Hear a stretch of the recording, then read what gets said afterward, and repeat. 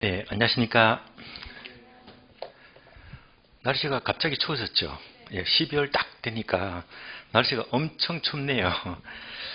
추운 날씨에 저도 매일 아침마다 한 40분, 50분 산책을 하는데 산책을 어떻게 할까 걱정이에요, 지금요. 여러분들 겨울철 건강 관리 유의하시고요.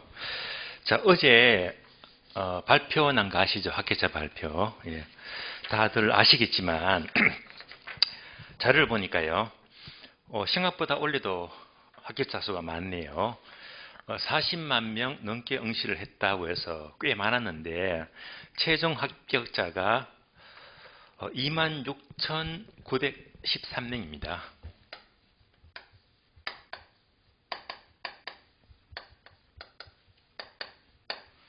그러니까 3만 명 가까이 합격이 됐네요. 올해도 배출을 많이 했어요. 특히 1차 과목은 이번에 이의제기가 상당히 많았었는데 학교는 가면 원래 이의제기를 잘 안 받아줘요. 근데 원래는 이례적으로 한 문제가 복수 정답으로 받아들여졌고요. 원래는 잘 안 받아들여집니다.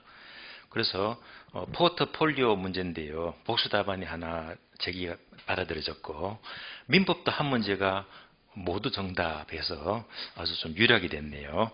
2차 과목은 중개법이 있죠. 중개법이 이제 두 문제가 이 제기가 받아들여져서 한 문제는 복수 정답, 한 문제는 모두 정답에서 두 문제가 이제 받아들여진 것 같아요.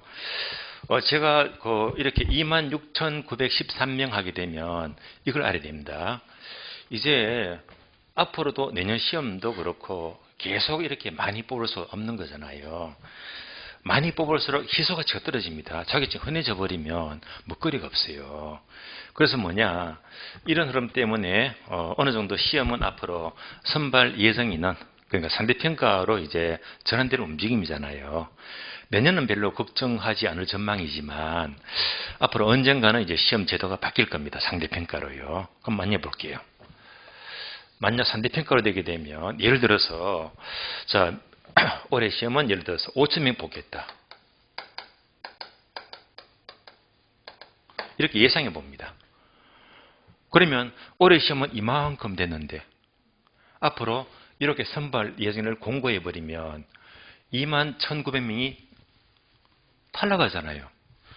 그렇게 보게 되면 얘가 절대평가죠. 60점.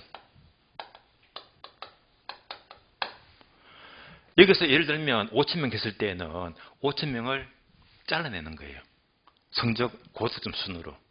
그럼 이 점수가 70점이 훨씬 넘어갑니다. 경우에 따라서는 75점 될 수가 있고요.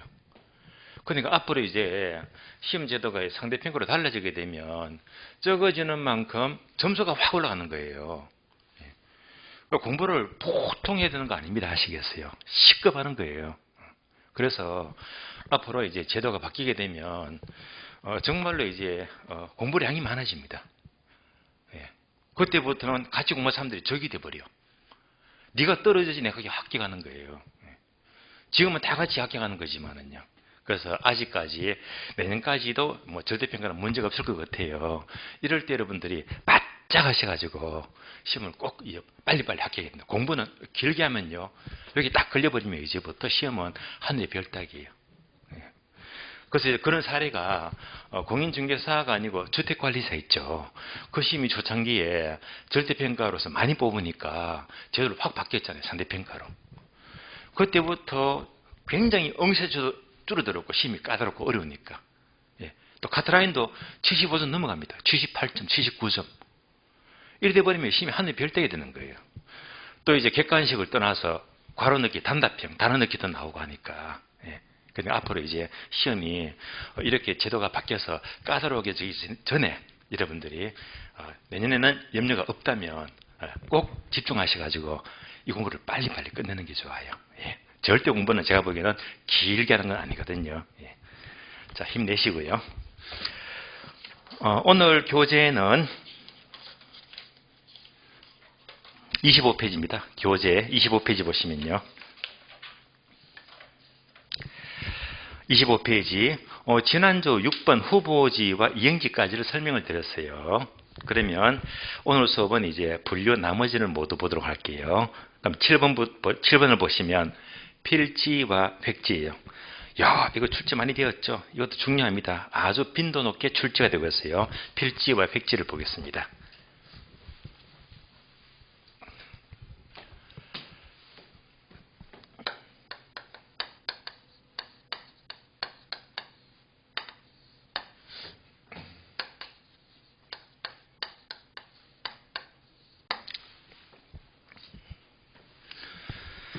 자, 필지하게 되면 무조건 권리를 돌리세요.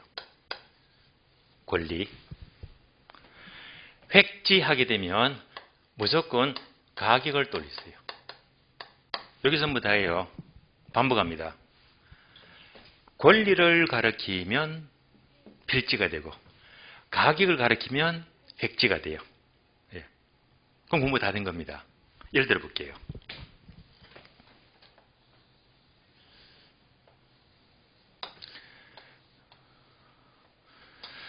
자, 도로 옆에 땅이 있는데 이 땅의 번지가 이제 10번지 땅입니다. 10번지 땅이에요. 땅은 하나인데 같은 땅이라도 경우에 따라서는 필지가 될 수도 있고 획지가 될 수도 있어요. 둘 다 가능합니다. 그럼 이때 예를 들어 볼게요. 어떤 사람이 이 땅을 물어요. 이 땅 가격 얼마 합니까? 땅값 물었죠. 필지를 묻는 거예요. 획지를 묻는 거예요. 이 땅 얼마 합니까? 물었으니까 바로 획지를 가리키는 거예요. 이때 이 땅요 10억입니다 하게 되면 이때는 획지 가격이 10억입니다. 10억짜리 땅이에요. 얘가 획지가 되고요. 그럼 10억이 나왔으니까 그러면 이 땅은 도대체 소유자가 누구의 땅입니까? 누구 땅? 권리를 묻죠. 그래서 갑돌이 땅이다라고 하게 되면 이 땅은 바로 필지가 되는 거예요. 그러니까 똑같은 땅도 이제 가격을 묻게 되면 획지, 소유, 권리를 가리키면 필지 이렇게 보시면 돼요. 자, 이제 충분히 용어가 구분되시겠죠. 그럼 하나씩 본다면 첫 번째, 필지는 어디서 공부하느냐? 여러분들 2차 과목이 있죠. 공간법, 공간정보법. 그래서 공간법을 보게 되면 이 필지를 상세히 공부합니다. 그래서 공간정보법이에요.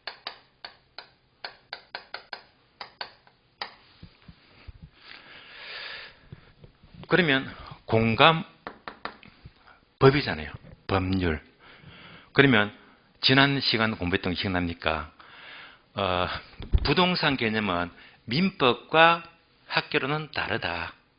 민법은 좁게 보고 있고 학교로는 아주 넓게 보고 있고 그래서 민법은 협의로 보는데 자 바로 법률적 개념이었죠. 가장 협의로 보면서 토지와 그 정착물이다.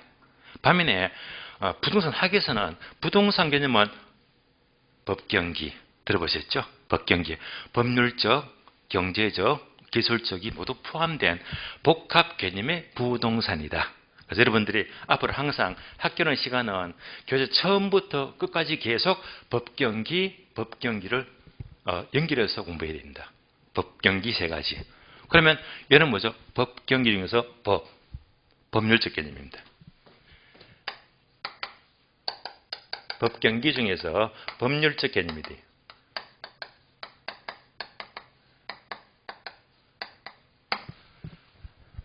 자, 세 번째가 중요해요. 시험은 이제 노란 글씨가 출제가 돼요. 핵심 단어입니다.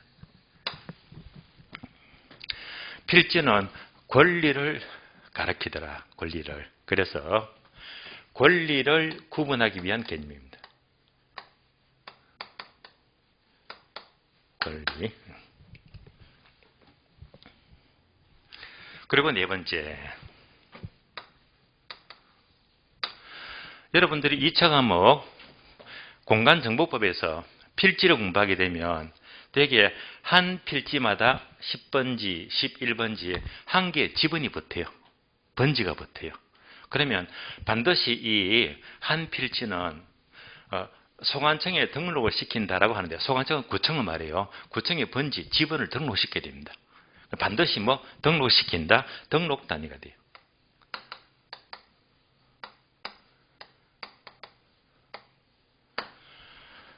여기까지가 필지의 설명입니다. 그래서 우리 시험은 특히 필지는 권리를 구분한다. 무슨 단위? 등록 단위다. 그래서 이런 것들이 이제 핵심 단어가 돼요. 그럼 공부가 다 된 겁니다. 두 번째 획지. 획지는 가격을 가리킨다고 했잖아요. 가격. 그러면 보통 우리가 학계론을 공부하게 되면 이걸 알아야 됩니다. 부동산 가격 구한다와 똑같은 말이 바로 감정평가를 한다고 볼래요.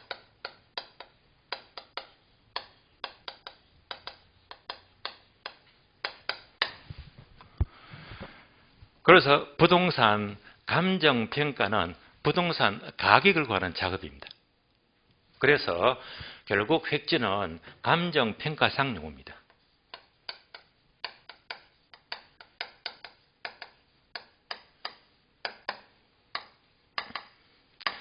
자, 이제 복합 개념, 법경기를 따져봐야 되겠죠. 바로 연결되죠. 가격하게 되면 경제적 개념입니다.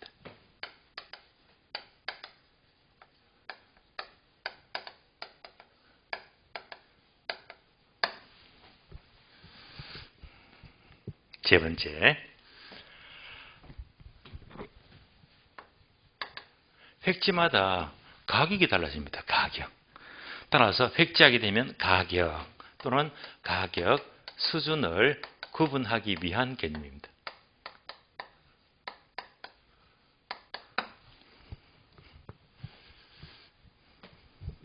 다음에 네 번째. 앞에서 필지는 반드시 구청에 등록시키니까 등록 단위라고 했는데 얘는요 등록과 전혀 관계가 없습니다. 관계가 아예 없어요. 그럼 이때는 무슨 단위가 되지? 바로 이용 단위.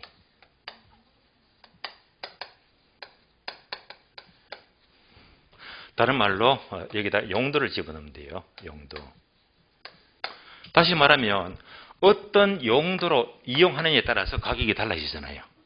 따라서 용도에 따라서 어떻게 이용하느냐 이에 따라서 각각 가격이 달라지더라. 이런 개념으로 획지가 됩니다. 예를 들어 볼게요. 자, 도로가 있다.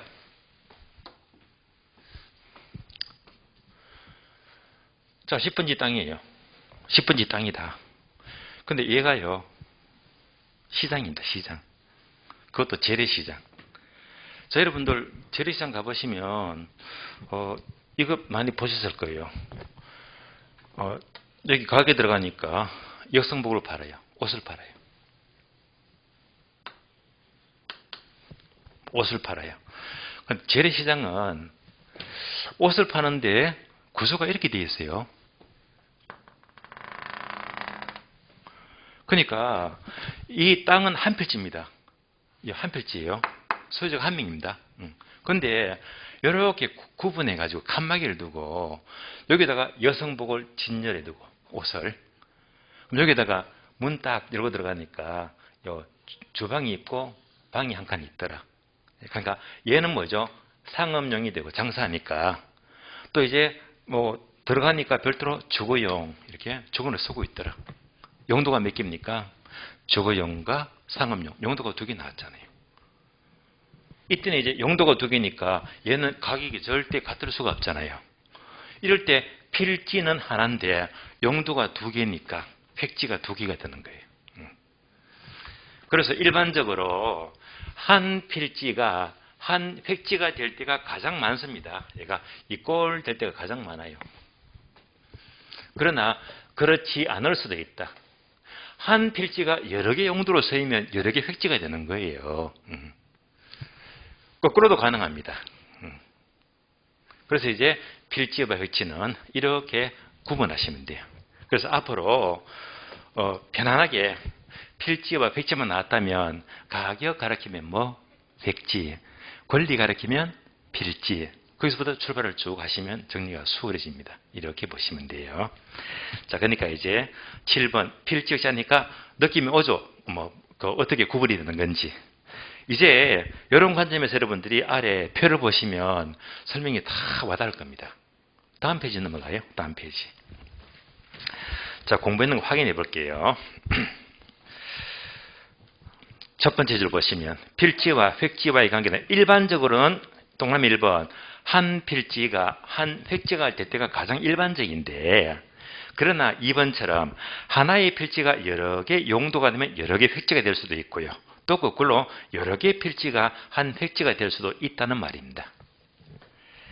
자, 기역번, 이연번, 필지와 획지로 구분되는데, 기역번, 필지는 뭘 떠올려? 권리. 자, 그러니까 필지하게 되면 세 번째 줄 보시면 등록 단위 찾으셨죠? 등록 단위가 핵심 단어다. 밑줄 하시고요. 등록 단위. 또 세 번째로 계속해서 보시면 등록 단위이다. 토지 소유자의 소유 구분을 표시하기 위한 길입니다. 소유 구분 밑줄. 바로 권리 구분입니다. 자, 요 단어를 집중하시면 돼요. 니은번 획지 내려. 획지는 뭐죠? 가격. 획지는 우리 시험은 요 한 줄 문장이 그대로 출제가 되고 있어요. 그래서 시험 그대로 나오니까 지문 그대로 밑줄 칠게요. 젖줄. 인위적, 자연적, 행정적 조건에 따라 다른 토지와 구분되는 권리가 아니라 가격 수준이 비슷한 일단의 토지 밑줄. 따라서 한 줄 내려가서 가격 수준 밑줄. 가격 수준을 구분하기 위한 개념이다. 자, 정리 끝났습니다. 권리를 가리키면 필지. 다음에 가격 가리키면 획지 해서 이렇게 정리하시면 되겠습니다. 자, 8번, 9번, 10번, 11번은 어려운 용어가 아니니까 교재 그대로 짚고 넘어갈게요. 8번. 자, 공지도 몇 번 출제가 되는데요. 공지. 자, 공지는 짧게 말하면 건물 짓고 남은 땅을 말해요. 자, 여기다가 건물을 이렇게 지었습니다. 얘가 건물이에요. 건물이다. 건물을 지었다면 건물 짓고 비워둔 땅, 남은 땅이 있죠. 얘가 바로 공지가 돼요. 그림 봤으니까 내용 보겠습니다. 공지는 첫 줄, 건축법에 의한 건폐율 제한으로 건폐율 밑줄. 그러니까 건폐율이 만약에 60%다라고 하게 되면 건폐율은요. 그러면 이제 이 땅에서 60%를 건물을 60% 지을 수 있단 말입니다. 건물을 60% 짓게 되면 나머지 40%가 공지가 된다. 건폐율 밑줄 했죠. 그러면 건폐율의 제한으로 인해 한 필지 내에서 밑줄 하세요. 비워둔 토지 밑줄. 나왔잖아요. 건폐율을 적용하니까 이만큼 건물 짓게 되고, 그 다음에 남은 토지, 비워둔 토지가 바로 공지가 된다라고 보시면 돼요. 건폐율에 대한 상세한 내용은 여러분들이 따로 2차 과목 공법에서 자세히 공부를 하게 될 거예요. 참고로 실무적으로 여러분들이 국토기획법 공부하시면 용도 지역마다 건폐율과 용적률이 달라지잖아요. 국토기획법에서. 그런데 그거는 큰 의미가 없어요. 그건 기준이고 여러분들이 이제 뭐 서울이건 뭐 경기도건 지방이든지 간에 각각의 지자체 조례가 있어요. 조례에서 일일이 건폐율과 용률을 따로 적용하고 있습니다. 따로 적용하고 있어요. 그래서 여러분들이 실무하게 되면 국토기획법을 믿을 게 아니라 항상 뭐 상가를 중개한다, 토지를 중개한다고 하게 되면 지난 시간도 언급했습니다만은 그 토지 이யம் 사이트 가게 되면 거기서 토지 이용 계획 확인을 꺼내요.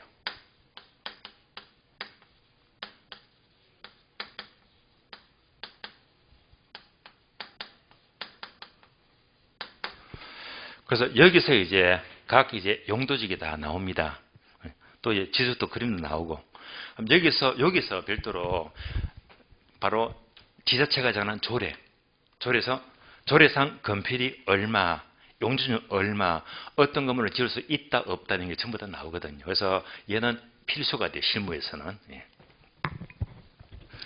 자, 공지를 공부했고요. 9번 유휴지. 유휴지는요, 짧게 말하면 노는 땅, 놀리는 땅인데, 그러면 자, 이용해야 될 토지를 이용하지 않고 방치하에 밑줄 하세요. 바람직하지 못하게 놀리고 있는 토지. 바람직하지 않게 놀리는 땅이 바로 유휴지가 돼요. 10번 공한지. 공한지도 자, 이 문장이 그대로 출제가 되고 있어요. 그래서 지문 그대로 밑줄을 끄겠습니다. 도시인의 택지 중에서 미절하세요. 모두 집가 상승만을 기대하며 투기를 위하여 장기간 방치되고 있는 토지. 따라서 집가 상승을 위하여 장기간 방치되고 있는 토지가 바로 공한지가 돼요. 다음에 휴한지는요. 자, 농지 등 지력 회복을 위하여 정상적으로 쉬게 한다. 밑줄 하세요. 쉬게 하는 밑줄. 쉬는 토지가 휴한지가 됩니다.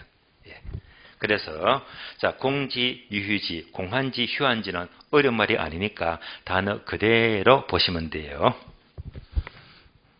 12번 보겠습니다.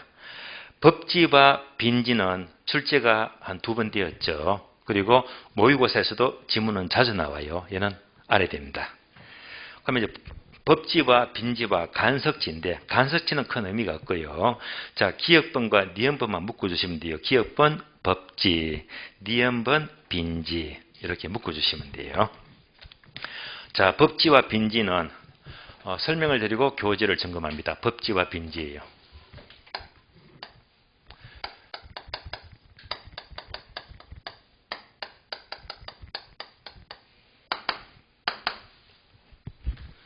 그러면 법지하게 되면 대표적인 예가 여기다가 뭘 집어넣자? 경사지를 집어넣자. 경사지가 법지가 돼요. 빈지는요. 해변가 토지를 말해요.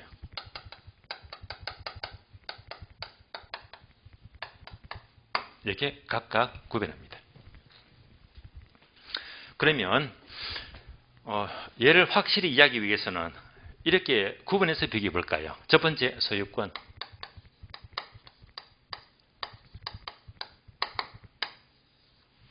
두 번째가 활용실익입니다.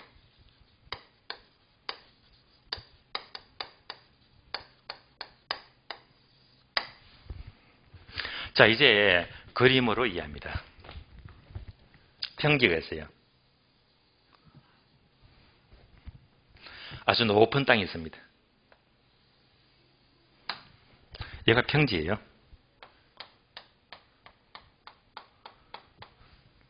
만약 여기다가 주택을 짓습니다. 주택을 지어요. 문제가 생기죠. 얘가 붕괴가 되어버리면 집이 무너지잖아요. 그래서 이런 위험을 방지하기 위해서 이렇게 축대를 쌓아 올리죠. 빗금진 부분이 있죠. 얘가 경사지가 되고 얘가 바로 법지가 돼요. 축대로 쌓아 올린 부분입니다. 자, 여기서 이제 문제는요. 자, 이렇게 경사면의 토지가 바로 법지가 되는데 그럼 이때 법지 부분의 요 면적, 토지 면적이 있잖아요. 얘를 어떻게 계산할까? 이때는 이 부분을 수직으로 쭉 내려드립니다. 이런 식으로. 이렇게. 그래서 요 면적을 계산해요. 얘를 이제 2차 과목에서는 바로 공간정보법에서 수평 투영 면적이 돼요.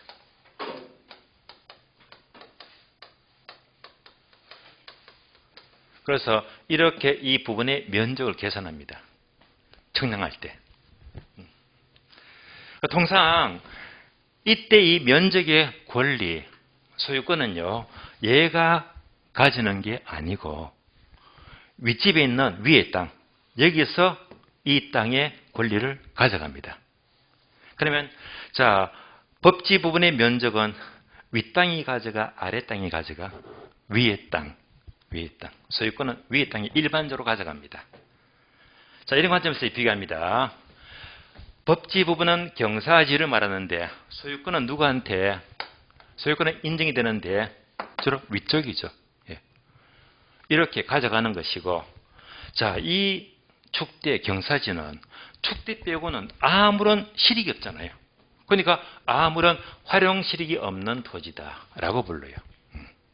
그래서 이제 법지는 경사지를 가리키는데 빗금진 땅. 근데 얘는 일반적으로 소유권은 인정이 된다. 누구한테? 윗집. 근데 아무런 활용 실익이 없는 토지를 말해요. 여기까지 볼까요? 책에 그대로 나옵니다. 기역번 법지. 자, 법지는요, 법으로만, 밑줄입니다. 소유권이 있어. 26페이지입니다. 26페이지. 소유권이 있어 청약 면적에는 포함되지만 활용 실익은 없는 토지 밑줄. 설명을 드렸잖아요. 이어서 토지의 붕괴를 막기 위해서 옹벽이 설치된 밑줄입니다. 경사면의 토지 밑줄, 경사지를 가리킵니다. 다음에 니은번 내려가죠. 빈지. 빈지는요, 해변가의 토지라고 했죠. 다시 그림으로 확인. 그림 봅니다.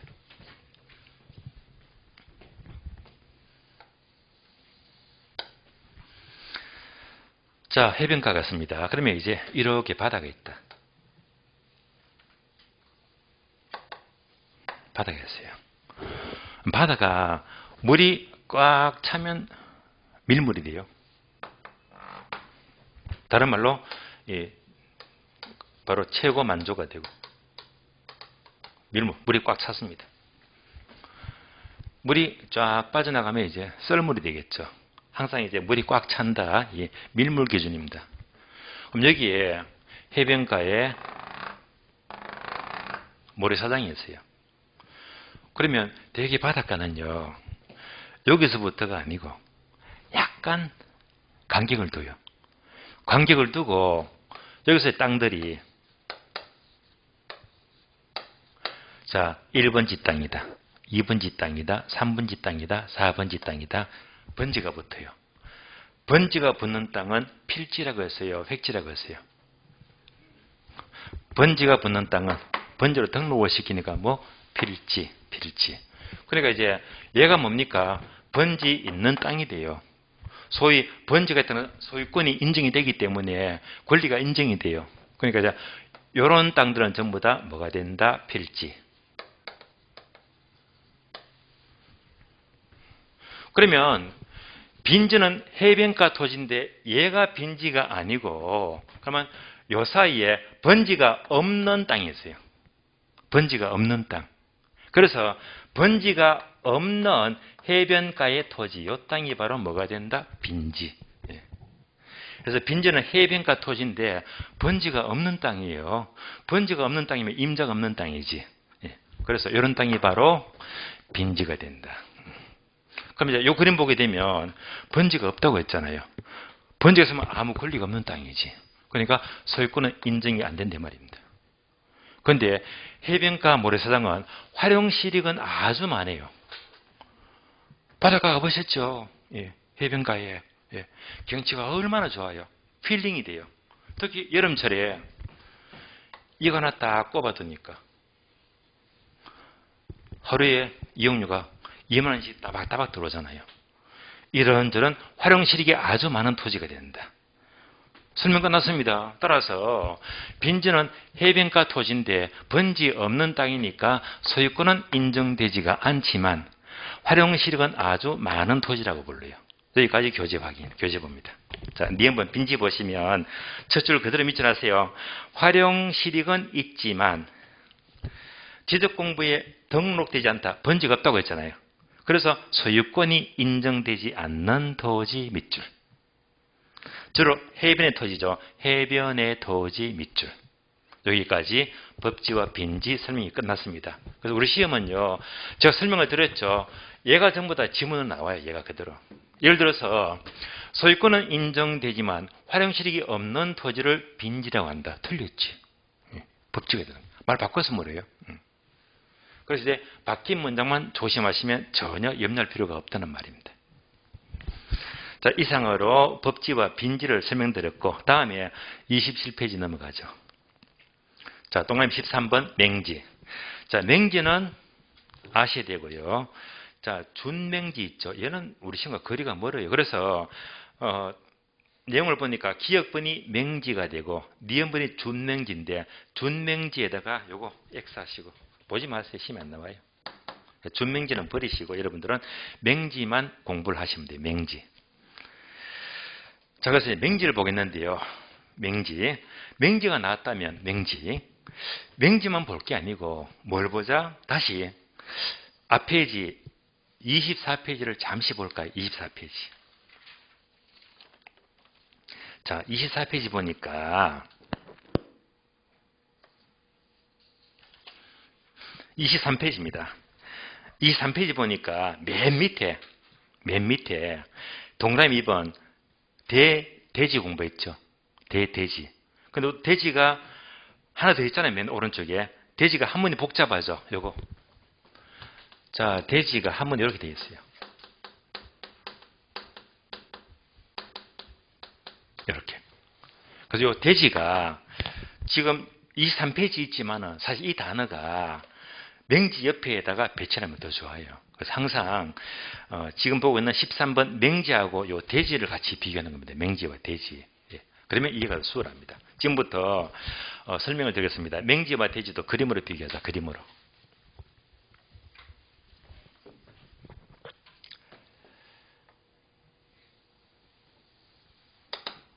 도로가 있습니다. 자, 땅이 3개 있는데 A라는 땅이 있어요.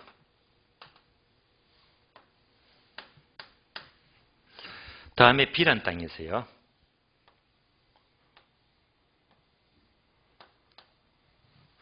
다음에 C라는 땅이 있어요.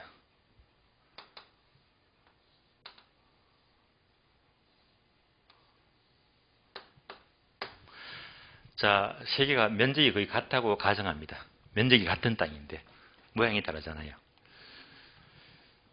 자, 이제 A, B, C 3개 땅이 있는데 자, 이제 비교되시겠죠? 셋 중에 가장 좋은 땅은 A다, B다, C다. 가장 좋은 땅. 예? 얘가 좀 좋죠, 그죠? 1등. 2등은요? 예, 2등. 가장 나쁜 땅은 이 땅이 됩니다. 요거 비교합니다. 그러면 A 땅은요, 도로에 딱 접하고 있으니까 얼마나 좋아요. 아주 좋은 땅입니다. 이런 땅을 다른 말로 가장 효용 가치가 높은 땅이다. 좋은 땅이다 이 말입니다. 효용이 큰 땅이다. 그런데 이 효용 가치가 큰 땅을 학계로는 똑같은 말로 이꼴 유용성이 높은 땅이다 라고 불러요. 같은 말입니다. 그래서 가장 좋은 땅이다, 효용이 큰 땅이다, 유용성이 높은 땅이다. 똑같은 말입니다. 또 똑같은 말로 이것을 최유효 이용 또는 최유효 사용 이렇게 불러요. 다 똑같은 말입니다. 그래서 A라는 땅이 가장 좋은 땅이고 그리고 최유효 사용 상태의 땅이다. 가장 좋은 땅이다 말입니다. 그래서 저는 앞으로 강의를 하면서 최유효 사용 또는 최유효 이용인데요. 이런 말이 기니까 이 단어로 시험이 잘 나옵니다.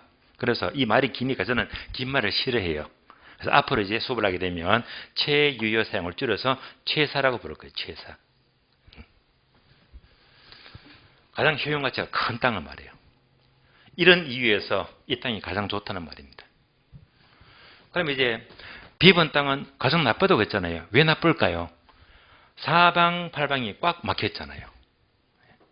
얘가 바로 이제 13번 맹지가 돼요. 맹지. 그래서 맹지는 이제 도로와는 꽉 막힌 땅을 말합니다. 한문으로 맹지를 보게 되면 한문 보니까 이렇게 나와 있죠. 맹지가. 그래서 맹지라고 나와요. 맹지. 그런데 이 맹지가 꽉 막힌 땅인데 얘가 이제 맹이 날 때 쓰는 맹자거든요. 이 한문이 재미가 있어요. 맹이 나시잖아요. 얘가 뭡니까? 눈목자, 망할망자, 눈이 망했대 말입니다. 맹인 가다시에 땅이 망했잖아요. 꽉 막혔으니까. 이런 땅이 바로 맹지가 돼요. 맹지는 뭐냐? 꽉 막혔기 때문에 여러분이 2차 과목 건축법상 절대 건축 불가능입니다. 건축할 수가 없어요. 여기까지가 맹지는 쉬운 설명입니다. 맹지. 그러면 이 맹지를 활용하기 위해서는 어떻게 하죠? 이렇게 넘어가잖아요. 자, 이 맹지 땅 자체에다가 이렇게 도로만 내버리면 건축을 할 수 있잖아요. 아니면 이 전체를 사버리든지.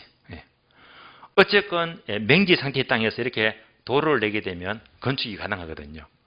이렇게 되면 입구가 좁은 땅이 있죠. 소위 자루처럼 생겼잖아요. 자루형 토지. 이런 자루형 토지를 대지라고 불러요. 대지.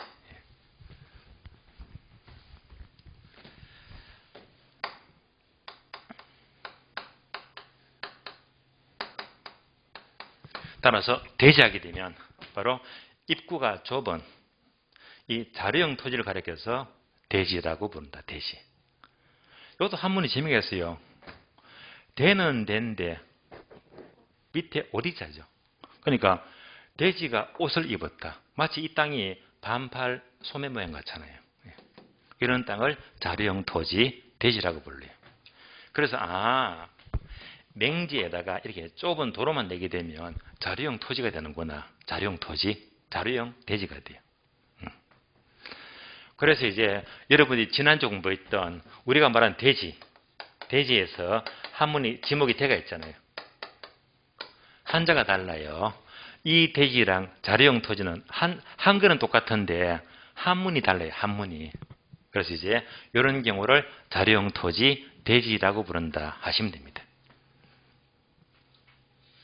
자, 그래서 교재 봅니다. 교재 보시면 27페이지죠. 동그라미 13번 보게 되면 맹지는 여러 번 출제되는데 기억번. 맹지는 자, 사면이 둘러싸여 밑줄입니다. 공로, 도로를 말해요. 공로와 접한 면이 없는 토지 밑줄. 꽉 막힌 땅을 말해요. 그러면 맹지는요. 세 번째 줄 보시면 이는 원칙적으로 밑줄입니다. 건축법상 건축이 불가능 밑줄. 절대 건축이 불가능합니다. 그러면 결국 자, 얘 차이점이 뭡니까? 얘는 꽉 막혔으니까 절대 집을 못 지어요. 얘는 도로를 냈었기 때문에 얘는 뭐 어떻게 되죠? 건축이 가능하다.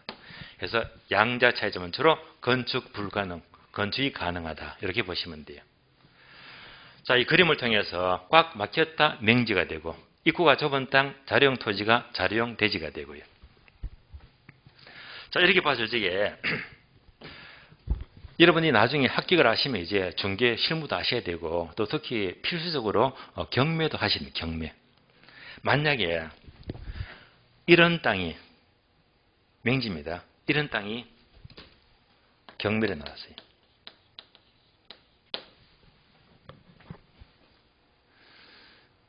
그러면 경매 낙찰을 받으실래요? 안 받으실래요? 대부분 사람들은 에익 하면서 기피합니다. 쓸모가 없잖아요. 그런데 실무는 거꾸로 생각을 줘도 알아야 됩니다. 역발상이 있죠. 실제로 고수들은요. 이런 땅에 군침을 흘려요. 먹거리가 많거든요. 남들이 전부 다 기피할 때 오히려 이런 땅을 선호합니다. 왜? 이런 땅은 아무나 사니까 떨어지고 가격이 자꾸 떨어지겠지. 예. 자꾸 떨어집니다. 예. 정말 싸게 낙찰을 받거든요. 그런 목적으로 경매를 받아요. 왜? 이 땅 자체는 쓸모가 없지만은 앞에 땅만 사버리면 이 전체 가치가 어마어마하게 좋아지거든요. 항상 이렇게 합병을 전제로 해서 아주 싸게 받았는데 앞에 땅만 제대로 사버리면 이때는 가치가 엄청 올라갑니다. 수익률이 더블로 넘어갑니다. 그래서 오히려 항상 맹지를 보게 되면 기피할 게 아니라 내가 이 땅을 살 수가 있을까? 염두에 두고 사게 되면 아주 값어치가 커진다는 말입니다. 또 이 맹지하니까 이런 사례가 있어요. 조금 오래전인데요. 제가 21회 때 시험으로 기억납니다. 21회 때. 12여 년 전이죠. 21회 때 제가 제 기억으로 서울에 신도림역이 있어요. 신도림역 쪽에 학원이 있었는데 거기서 이제 강의를 하다 보니까 이름을 밝힌 좀 그렇네요. 성은 김씨예요. 김용 누구라고 해가지고 그 당시에 총각이 있는데요. 그때 나이를 물어보니까 25이더라고요. 참 세월 빠르다. 10년 지났으니까 벌써 30대 중반이 돼버렸네요. 그래서 한 5월달쯤입니다.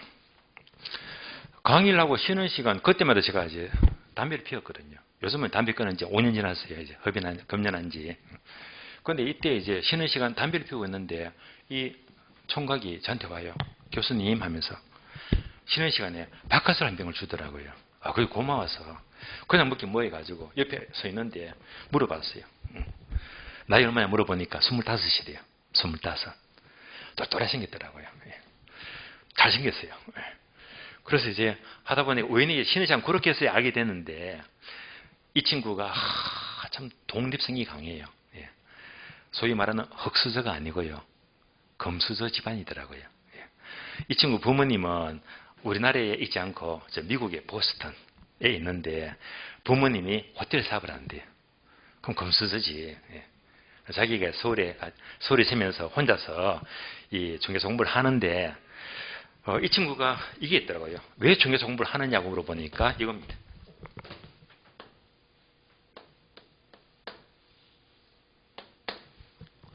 여러분 지금 공부하시잖아요. 우리 시험은 동기가 분명해야 됩니다. 동기가.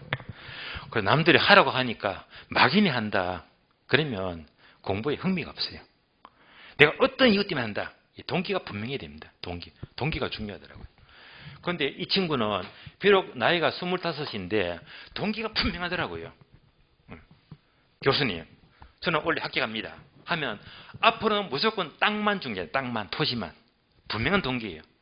분명하더라고요. 그래? 물어봤더니 하는 얘기가 저는 비록 나이가 25이지만 땅으로 돈을 번 경험이 있대요. 그런 동기가 있기 때문에 나는 무조건 땅만 하겠대요. 이 친구 살아난 걸 얘기 들어보니까 집안이 그렇게 좋아도 금수저인데도 부모님한테 그동안 살면서 용돈을 10원도 받아본 적이 없대요. 심지어 고등학교 때, 대학교 때 용돈도 받아본 적이 없대요. 어떻게? 알바하면서요. 예. 대학교 학비도 알바해서 번 돈으로 자기 학비를 썼대요. 예. 훌륭한 친구예요. 예. 독립심이 엄청 강하더라고요. 예. 군대 갑니다. 군대 가는 것도 돈 보고 갑니다. 어떻게 돈 벌 수 없을까? 그러니까 일반 장병으로 안 들어가고요. 하사관으로. 월급이 높잖아요. 그래서 이제 하사관 근무를 합니다. 꼬박꼬박 돈을 모아요. 그래서 알바하고 또 이제 하사관 근무하면서 모은 모든 돈이 군 제대 무렵에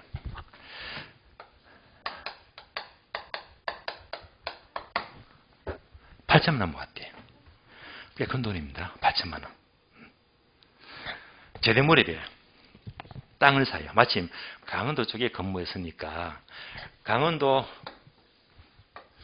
임야를 삽니다. 임야를요. 그래서 그냥 부동산 붙어도 모르는 친구가 못 모르고 강원도에 있는 임야를 사버렸어요. 8,000만 원, 한 2만 평을 샀나 봐요. 그래서 몽땅 사버렸습니다. 그리고 1년 지나고 2년 지났더니 땅값 오를 줄 알았는데 웬걸. 예. 알고 보니까 이렇게 땅 샀는데 이 땅이 도로가 없어. 어떤 땅? 맹지. 땅을 잘못 산 거예요. 이때부터 돈이 묶여버리잖아요. 걱정밖에 없어요.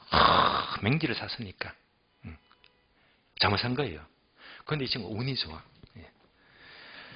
강원도가 전역에 도로가 생기고 이리저리 강원도가 많이 좋아지고 있잖아요. 그러니까 이제 주변에 이 도로가 생긴 거예요. 그냥 도로가 접근성이 좋아졌어요. 그래서 한 3년 뒤에 8억짜리 땅이 3억이 돼버립니다. 가만히 앉아서 처음에 맹지를 샀는데 망했는데 도로가 생겨버리니까 여기 너무 좋아진 거야. 그래서 가만히 앉아서 2억 2천을 번 거예요. 이걸 보니까 야, 이렇게 돈 버는 것도 있구나. 역시 땅이 돈 된다. 그런 동기, 돈 벌었잖아요. 나는 중개사 합격해서 앞으로 이제 땅만 하겠다면서. 그래서 자네 합격하면 그러면 서울서 어느 구에 실무를 할 건가 물어봤더니 저는 서울서 안 합니다. 서울서 안 한대요. 안 하고 저는 서울에서 동남 쪽으로 갑니다. 동남 쪽으로. 서울에서 이 동남 쪽이 수원, 화성, 동탄, 평택, 천안 물류권이고 전부 다 반도체권적 확 뜨고 있는 지역이잖아요. 그러니까 이 바운더리에서 토지만, 자기는 토지만 하겠대요. 동기도 분명하니까 이 친구는 그 해에 아주 우수한 점수로 동착격을 했어요. 그래서 여러분들도 자, 막연히 공부할 것이 아니라 분명한 동기만 있으면 우리 시험은 문제가 없단 말입니다. 동기가 분명한 만큼 학교도 빨라집니다. 그래서 이 친구는 동기도 분명했는데 하필 땅을 맹지를 샀어요. 그런데 뭡니까? 맹지를 사도 돈 되더래 말입니다. 도로가 생기니까. 그래서 이 친구는 합격을 해서 제대로 자리를 잡았는데 요즘은 전화를 바꿨는지 연락이 안 되고 있습니다. 몇 년 동안 계속 연락하다가. 자, 이제 맹지와 자료용 토지를 비교했어요. 여기까지 보시고요. 자, 이어서 14번입니다. 포락지. 포락지는 첫줄 볼까요? 원래 사유지였던 토지가 집안이 절토되어 무너져 내린 토지로서 밑줄입니다. 하천이나 강으로 변한 토지 밑줄. 하천, 강으로 변한 토지다. 자, 그러면요. 포락지는 이렇게 이해하시면 돼요. 포락지. 또 그림으로 설명드리겠습니다.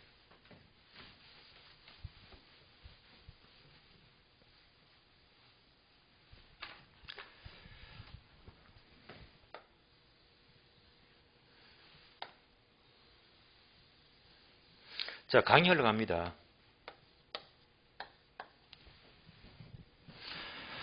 그런데 물이 이렇게 쭉 굽이 흘러가니까 이게 땅이 있어요.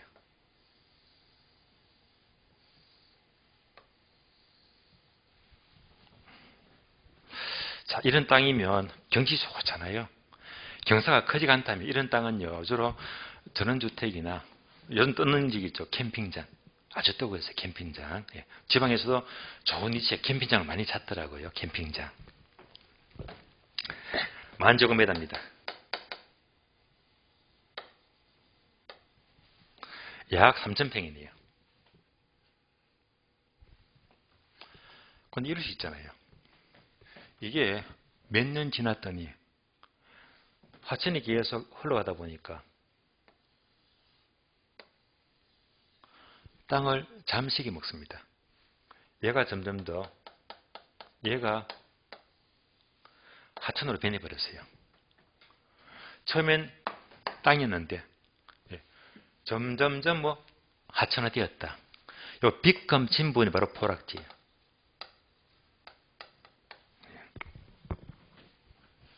따라서 원래는 땅이었는데 이 빗검친 부분과 하천화된 부분의 토지가 포락지입니다. 그럼 원래 땅이 커졌어요? 작아졌어요? 이 땅이 이만큼 작아졌지. 여러분 실무하시면요. 이게 포락지를 하시면 안 돼. 여러분이 학교 가시면 실무 전문가가 돼야 되겠지. 그러니까 포락지화된 부분만큼 땅이 커진다 작아진다? 작아지는 거예요. 거기까지도 항상 변수에 두면서 저기는 문제까지를 중개사가 해결해야 됩니다. 그럼 이제 이 포락지화된 부분을 한 천 잡을게.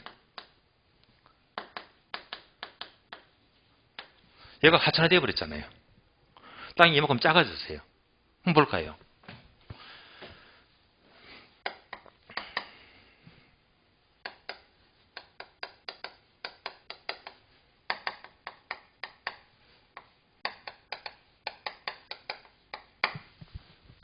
자, 대개는요, 얘가 같아요.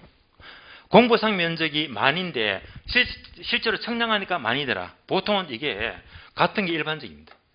주로. 근데 이제 살펴볼까요? 공보상 면적이 만이잖아요. 만. 포락지가 생기니까 실제로 청량하니까 실제는 얼마가 되었습니까? 1000 빼니까 얼마? 9,000. 원래는 10,000제곱미터였는데 이게 하천화된 부분만큼 땅이 적어져 버렸잖아요. 이런 땅이 과대 면적입니까? 과소 면적입니까? 과소 면적. 땅이 적어졌어요.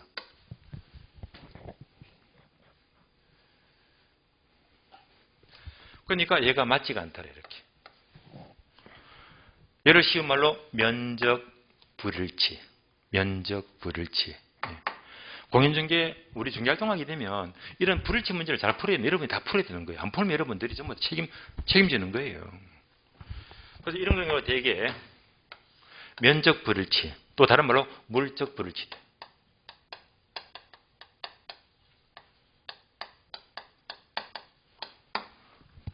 그래서 이제 면적 불일치, 지적이 안 맞다, 지목 불일치 등등해서 많습니다. 이런 것들이. 이것도 가능하죠. 원래 공보상 면적이 만이었는데 청량해보니까 오히려 웬걸 실제 면적은 11,000이래요. 얘는 이렇게 됐는데 얘는 거꾸로 됐잖아요. 면적이 실제가 더 커져 버렸잖아요. 이러면 이제 과대 면적이에요. 이럴 수 있잖아요. 면적 불일치입니다. 자, 이런 상황일 때 여러분이 만약 합격했어요. 중개 실무 안 돼요. 여러분들이 이제 전문가잖아. 이럴 때는 이제 어린들한테 어떻게 할 예정입니까? 자, 이때는 면적이 다르기 때문에 공보 면적 기준으로 중개하시겠습니까? 아니면 실제 면적 기준으로 중개를 하시겠습니까? 어느 면적? 한쪽의 기준을 정해야 됩니다. 보통 사람들이 대답하는 게 이럴 때는 실제가 중요하지라고 생각 많이 하시거든요. 아닙니다. 이때는 결론 작은 면적입니다. 작은 면적. 작은 면적. 이 중에 얘가 작잖아요. 이 중에는 얘가 작잖아요. 항상 면적이 다른 여러분들이 실제로 하천이 생겼다 하면 이런 걸 염두에 두세요. 아, 면적이 다를 수 있다. 측량하니까. 이때 어떻게 자신 있게 중개하지? 작은 면적으로 중개를 해야 됩니다. 작은 면적. 그 이유가 뭐 때문에? 바로 안전하게 중개하자. 안전빵으로. 이 중개 이제 분석 활동의 원칙인데요. 안전성의 원칙입니다. 만약 얘가 작잖아요. 작으면 중개하는데 만약 이거 무시하고 여러분들이 만으로 중개했대. 문제가 터져버리면 요 기업만큼 내가 책임을 져야 되는 거예요. 내가 면피를 해야 됩니다. 내가 책임을 면하려면, 면책을 하려면 둘 중에 작은 걸 하게 되면 책임 소재가 줄어들잖아요. 이때 이거 해가지고 사고가 생겨버리면 내가 책임을 져야 됩니다. 면적이 다른 만큼. 그러니까 책임을 피하려면 작은 면적. 그러면서 작은 면적이죠. 이때는 이제 중개 계약서에다가 특약하나 넣고 면적이 다르기 때문에 안전성을 고려하여 작은 면적으로 중개하였다는 것을 제시를 해야 됩니다. 그러면 전혀 문제가 없는 거예요. 이런 것들을 다 풀어야 됩니다. 아시겠어요? 그냥 또 보면서 포락지네. 이런 땅이구나 하시면 안 돼. 앞으로 중개하다 보면 어떤 문제도 이름에 다 풀어야 됩니다. 그래서 항상 포락지만 생겼다면 면적 별로 생길 수 있으니까 여기까지도 항상 염두에 두자 하시면 이제 그런 걸 생각하시면서 중개를 해야 되는 거예요. 자, 이제 포락지 봤습니다. 집안이 절토되어서 무너져 내렸는데 하천, 강으로 변한 토지가 포락지입니다. 자, 16번 내려가요. 선화지. 자, 선화지는요, 쉬었다가 다음 시간 이어서 설명을 드리겠습니다. 쉬겠습니다.